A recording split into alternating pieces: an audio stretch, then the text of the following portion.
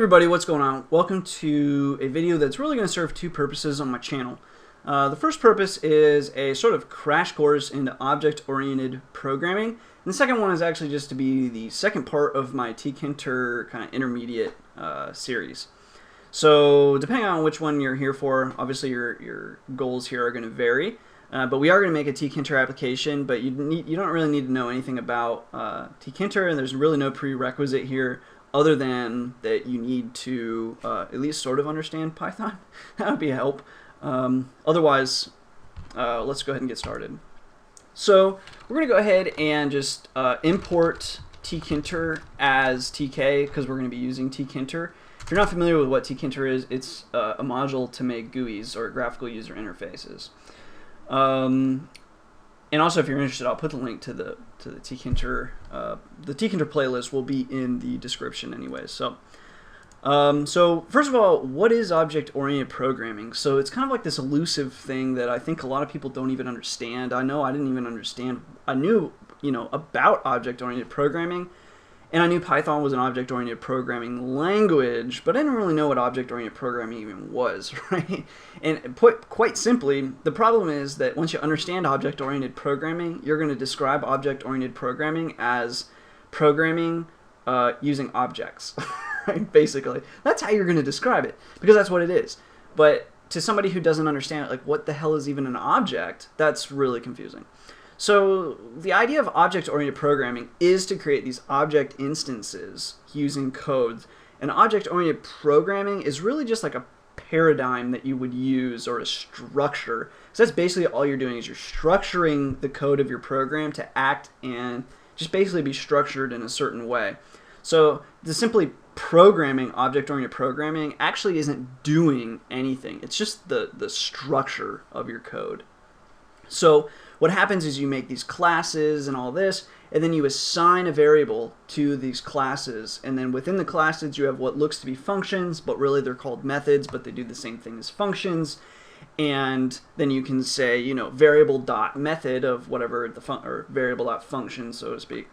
And you can do things within, and you can pass variables, like you could pass parameters to functions and all this, and it's really fancy, but it's really confusing at the same time. But at the end of the day, what it does is when you call upon a class, it's going to return an object, and we assign that object to a variable, and then we can later call that variable, do a dot, and then the method, and call upon those individual methods, or what appear to us to be functions, and to do more stuff. So that's the idea. Let's go ahead and actually see it in an example. So first we're gonna call or define our class rather, and we're just gonna call this class, and it's gonna be C of BTC app. So C of BTC is just a business, right? It's C of BTC, and then we're making an application for it. If you're not following the Tkinter application, that's all you need to know. When you define a class, you do not need parentheses. You don't have to pass anything through or anything like that. You could just do colon, and then boom, you're ready to define your methods. But we do have something we want to add here, but these are not parameters, so to speak. What you can put in here is inheritance. So if you want this class to inherit attributes of like another class that you've already made, that's what you put in here. So for example, we want to inherit from tk.T lowercase k. I guess I should also add, I'm programming this in Python 3. So if you're in Python 2, the major difference here is import Tkinter as TK. You would capitalize this T in Tkinter. That's for Python 2. But if you're in Python 3, that's a lowercase. But just keep that in mind. So that's that. We want to inherit from C of BTC. Or we want to inherit from tk.tk. So it's this TK class within Tkinter. So now what? Well, it's not always the case, but in most cases, you're going to see the following. You're going to see somebody do like define underscore underscore init underscore underscore, and then it's going to have some parameters usually. What is this? Okay, well, the init functionality here, and it's really a method, even though it looks like a function and it acts like a function, it's a method. The init method is it's like initialize, right? It's going to initialize with your class. So when you call upon the class, this will always run. And so the idea is, think of it like if you're, restarting your computer. There are some things that you want immediately to happen, right? You want your desktop to show up. So Explorer.exe is going to start running. and you want your mouse to just work right away. You want your keyboard to load. You want all these, like, the code that corresponds to the major things to load, but you might not necessarily want to load up Skype and be tracked by the NSA, or you might not want to start playing music. So you want to make some choices later on. So in your computer class, you would have play music as a method, but it wouldn't be play music under your initialization method, right? But there are some things, like I say, like loading up a desktop, loading your mouse to work, your keyboard, your screen, to output data to your screen, that kind of stuff. You'd want that to be an initialization, right? You want that every time, so it just makes sense to be in the init function. So then you're going to see people pass through self. Self is implied no matter what. You actually don't have to pass self at all. In a few scenarios, it depends how you structure it, of course, but you can structure it in a way that you don't even ever have to pass self. But Guido says to do it, so you got to do it. But it's just the first parameter, basically, of every method, the first variable, rather. But then after self, you might not see anything, but you might see args and quargs. So then, like, what are these args and quargs? So you'll see something like this. You might just see this, actually. That's bad convention. And just to say, again, self doesn't have to be there, but you could also call self anything you wanted. You could call self boobs if you really wanted. You could get away with that. But it's just convention that we call it self, because people understand what that is immediately when they read it. They see self and they're like, okay, he's following convention. That's what that parameter is. Because otherwise, you could say, in theory, you're ignoring self, and you could just put UI or something like that. And that actually is a parameter, and self is just implied, and so it's just really confusing. So we put self there. Now you see these asterisks, and these asterisks correspond to args and quargs. What most people are going to do, unless they're jerks, they're going to write args, and then they're going to write quargs. Again, you don't have to put that there. That's just convention that people put it there, but it is nice that you put args and quargs there. What's the difference between args and quargs now? Args, short for arguments, is in any number of variables. It's really unlimited. It just basically says, like, hey, this is really open-ended. You could pass as much crap through here as you want. That's what args is. So you could pass, in theory, let's visualize this as variables that are being passed through. Finally, you've got quargs. Quargs are keyword arguments, and the best way to envision this is that you're passing through dictionaries. That's almost always the case. So you just envision it like, you pass through variables here, you pass through dictionaries and quargs. Boom, done, easy enough. So this is, again, just a crash course. And so I just think that if you just visualize it that way, you're good like 99.99999% of the time. So once you have that, we'll go ahead and add a colon here, and we'll add what we want to initialize. So within our init function, what we're going to go ahead and do is go ahead and run tk.T_k period __init __, and then in here we're going to run the same thing as before, self, and then args if we have them, and then quargs. So we're just running basically within our initialization function. We're also being like, yeah, let's initialize Tkinter 2. Done. Easy peasy lemon squeezy. So now what we're going to be doing here is, this is a Tkinter application. So we have what we're going to call it a container, and that's going to contain everything in our Tkinter app. So that's always going to be here. We're always going to have a container that we're going to populate. So within our initialization function, we're going to go ahead and define this container. So let's go ahead and add our container here. So we would say container equals tk.frame, and then self. Frame it's a part of Tkinter, and frame is basically what you would think of as a window. It's just, the edge of the window. It's a frame. Easy enough. So now with Tkinter, now this is kind of going away from object-oriented programming to an extent here, although to use Tkinter you use object-oriented programming.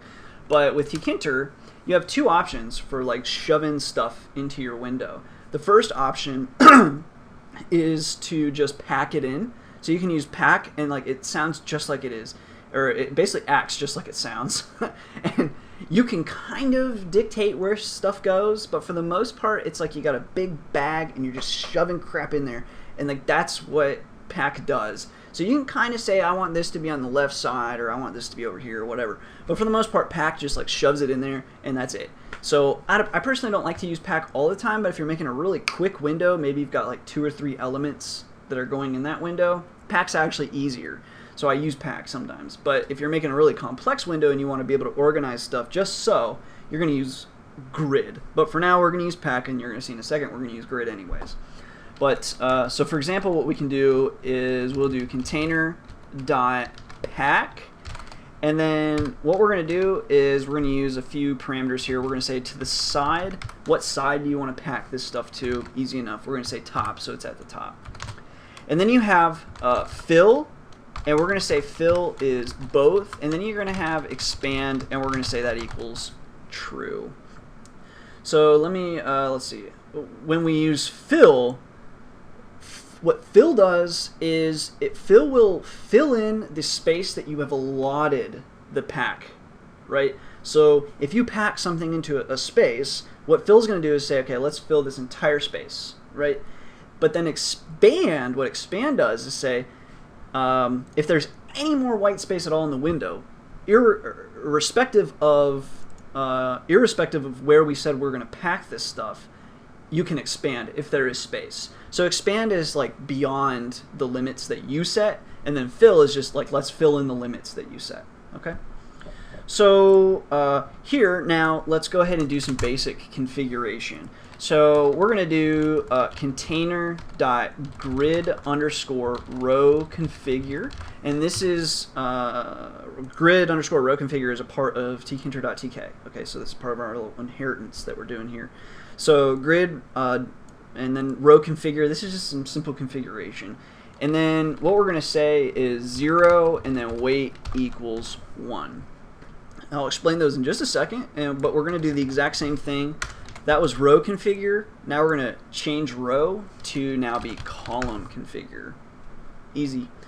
Now the 0 is basically setting of the minimum size here. So we just say 0 is the minimum, and then weight equals 1, and this is really like a priority kind of thing, like who gets priority. We're just going to say there's just 1 for both of these. Easy enough.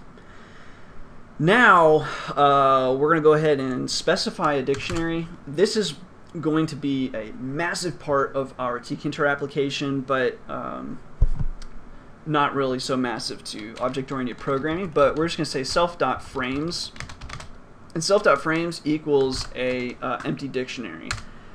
But you can probably start to guess where this dictionary is going to go. Anyway, then we're going to say frame, oops, not all caps there, frame equals start page. Start page does not exist yet. We're going to define start page in a little bit, but start page is going to be like that initial page that we run on.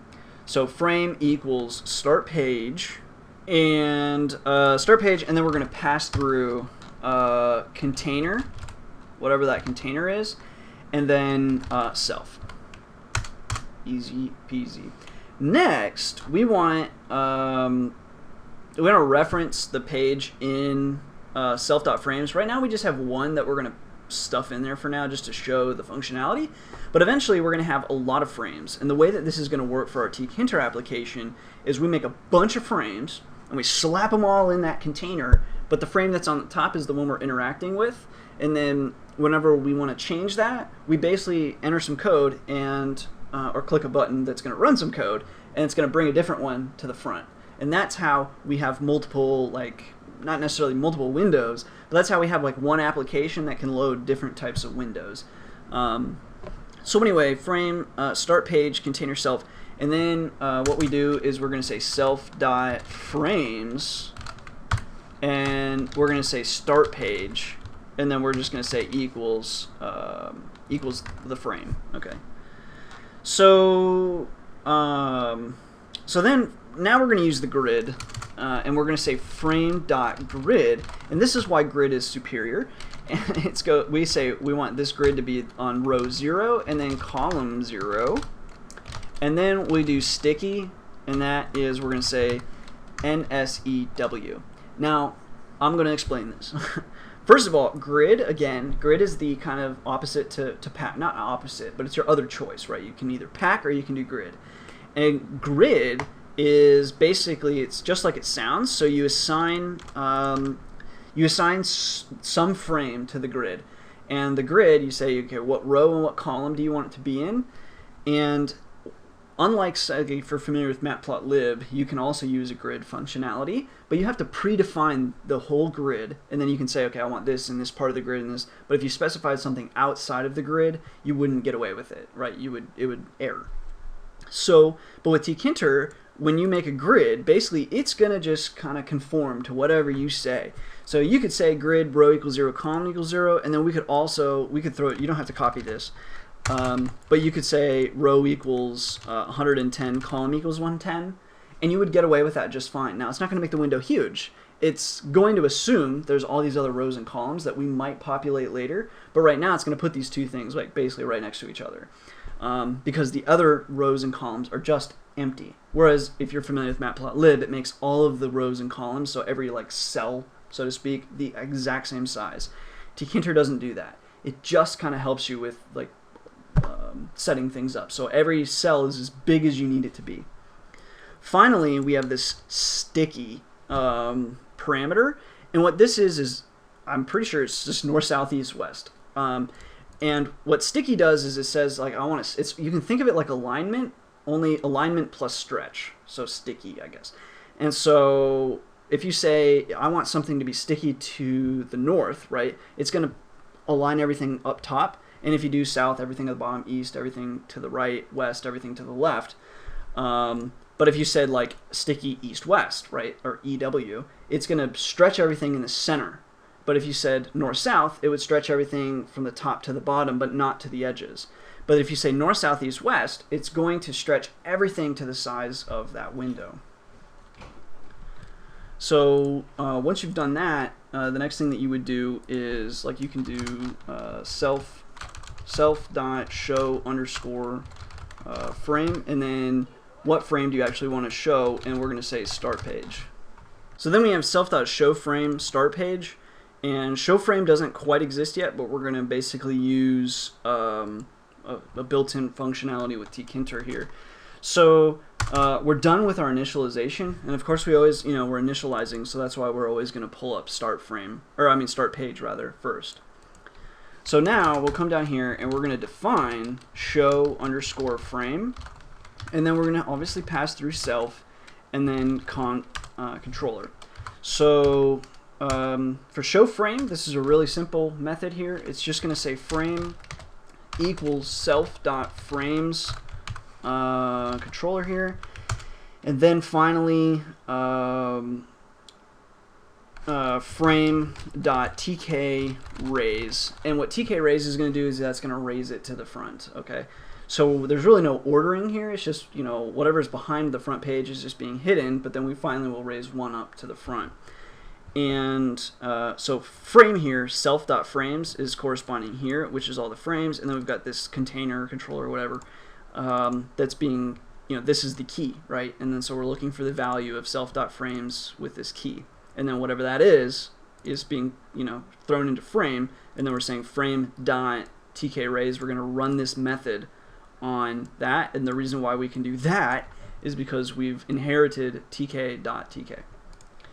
So that's great. It seems like though we don't have a start page, so we need a start page. And so to make our start page, luckily there's not too much code here. So what we've done so far is basically the baseline code that's necessary for adding pages. So this tutorial is kind of long, so it might seem like making windows, oh my gosh, this is really daunting. But really, this is the baseline, and then adding pages to that baseline is like really simple. So let's go ahead and add an example page. So we're going to say class start page, and the page that we're going to start is tk, or we're going to inherit. Sorry, we're going to inherit from tk.frame. So all the stuff from the frame, basically, we're going to inherit. That way, you don't have to call upon all that. And then this function, this class rather, is going to have as well an initialization method, but like a function. So again, this runs immediately when we call this class. So we're going to say define underscore underscore init underscore underscore, and then again we have self, and then the parent, and then the controller, and we're going to initialize tk.frame. Okay, so it's basically the same sort of concept that we did right up here. So we're going to do tk.frame, and then we're going to do dot underscore underscore init underscore underscore, and then the same thing here, self parent, and the parent, what's the parent class? Basically, parent class will be C of BTC app, right? That's our main class here. So now we have tk frame, and then we're just gonna pass through some Tkinter code just so we see this start page. So basically, we'll use a label, and we'll say label equals tk.label, and then we're gonna do self, of course, and then we're just gonna put in some text. So tk.label, obviously this is something built into Tkinter. This is how we add text to a Tkinter window. So self text, and we'll just call this start page. And then you can add another thing, which is font. And it's a good idea to go ahead, I mean, you could use the default fonts if you wanted, but it's a good idea to go ahead and define some fonts. So we're going to say font equals, and this will be large underscore font. So now let's go to the very top and define a variable of, or really kind of a constant of large font. So our large font will be large underscore font. And then here is where you just specify the font type and the font size. We'll say the font type Verdana, and then the size 12. Now I know like 12 sounds not like a large font, but for like Windows, that's actually kind of a large font, as you'll see. But you can change this later on if you want. And we might make that a little bigger, but for the most part, that's like a large font. Then you have smaller fonts like 10 or 8 or something. So we'll come down now to the very bottom. Font, large font, that's totally fine. Now what we have to do is we want to add this to our window. So we've just defined it, right? And really what we've done, since this is object-oriented programming, this is your class, what we've done is we've taken this class and we've created the object, right? This class returns an object, and we've returned that object to label, but that's all we've done. So it's just an object. Now we actually have to do something with that object. So what we're going to do is we're going to say label.pack, and then we say, so we're using pack because really this is just one thing, right? So if you just have like 1, 2, 3, 4 things that you're adding to this window, or really just 1 or 2 things, it's really easy just to pack it in there. Otherwise, I would always use grid. But since this is such a basic example, we'll just use pack. And then, so label.pack, and so again, this tk.label is running the initialization, right? When we call tk.label, it's running basically label, the label method. It's returning all of this stuff. But then we can also do label.pack, which is a method, right? And then we're going to go label.pack, and then we're going to say pad y 10, and then pad x equals 10, because this is just going to put it everywhere, basically. And so we want to have some padding on the top and bottom so it looks, you know, neat. So we've got that. And now we're ready to actually call this into reality. Anyway, app equals C of BTC app, empty params, and then app.main loop. This is Tkinter code. Okay, so just because you're making a class doesn't mean you have to do this, but of course, C of BTC app, that's up here, which is inheriting tk.tk, assigning to app, and then we're doing app.main loop. Which, since it inherited from tk.tk, we're getting away with saying .main loop, which is Tkinter functionality, and we're ready to run. So hopefully this has been a really long tutorial, so I probably have some sort of typo somewhere, but let's see. So we'll say yes to run it. Pops up, nope, no problems actually. Whoops, hello. So here's our starting window. I'm having a really hard time moving it around. There we go. So this is our window. We've got a start page here and all of that. So now you're done. So see how easy that was? So if you made it this far without closing the window in like confusion, frustration, or just straight up boredom, congratulations. Chances are you probably have some of those things though, and I do just want to say that it does get better as far as, you know, all of this code that's required to make your starting window. So aside from this is an actual page that we've added. This code here and understanding it is basically the baseline. It's the foundation to the rest of your Tkinter application. So once you have this, you never really have to code this kind of code again. So this is just your baseline. And then every time you add a page, you just basically have to do this. So this is any Tkinter window you've made in the past, you just kind of convert it right here, and you add your Tkinter code right here, and that's a new page, basically. Then, once we have multiple pages, we'll actually start stuffing all the pages into self.frames here, and then we'll have like a little for loop here, and that's what we'll use to bring frames up. But it's actually a lot easier later on. Now, of course, making custom Tkinter windows is hard no matter which window you're making, but you don't have to worry about like this code. So the baseline is done, and now we're free to add any kind of pages that we want. And then eventually we add like buttons that help us navigate to all of those pages. And that's kind of a challenge, passing parameters through functions, through buttons, but we'll get there easy enough. So anyways, if you guys have any questions or comments, feel free to post them below. Otherwise, as always, thanks for watching. Thanks for all the support and subscriptions, and until next time.